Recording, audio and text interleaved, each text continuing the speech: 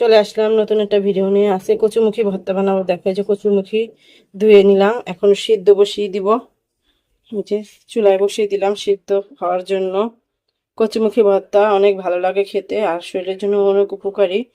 এই কারণে যে কচুমুখীগুলো সিদ্ধ দিয়ে দিলাম, সিদ্ধ হতে থাক, তার আসতেছি তোমাদের সাথে। আজকে নিয়ে আসলাম তোমাদের জন্য যে কচুমুখী ভর্তা, যে কচুমুখী সিদ্ধ করে নিয়েছি, ধনেপাতা, কাঁচামরিচ কুচি, লবণ, পেঁয়াজ।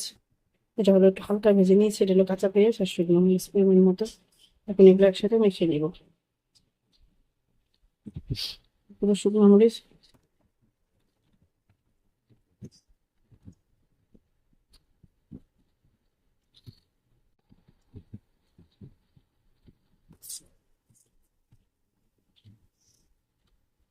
সবগুলো একসাথে ভালো মতন চটকে নিব।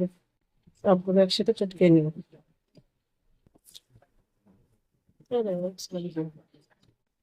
এই যে সবগুলো একটু ই করে নিব, ছিঁড়ে নিব। এভাবে কচুমুখি গুলো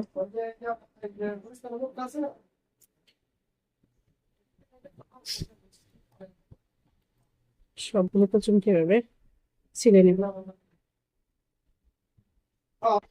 এই যে কচুমুখি ছিল সবগুলো হয়ে গেছে, এখন ভর্তাটা ঢুকিয়ে নিব একসাথে।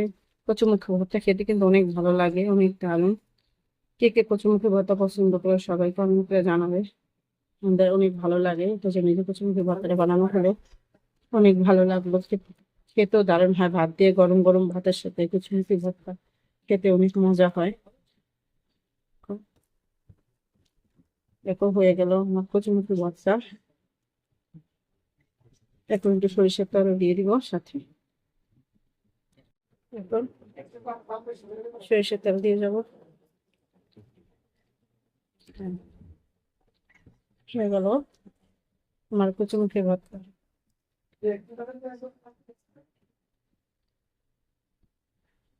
এই দেখো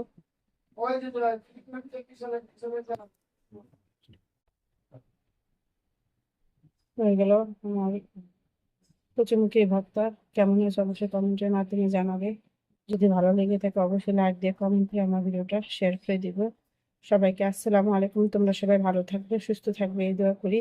আর আমার ভর্তাটা কিরকম হয়েছে অবশ্যই কমেন্টের মাধ্যমে জানাবে। আসসালামু আলাইকুম, আল্লাহ হাফেজ।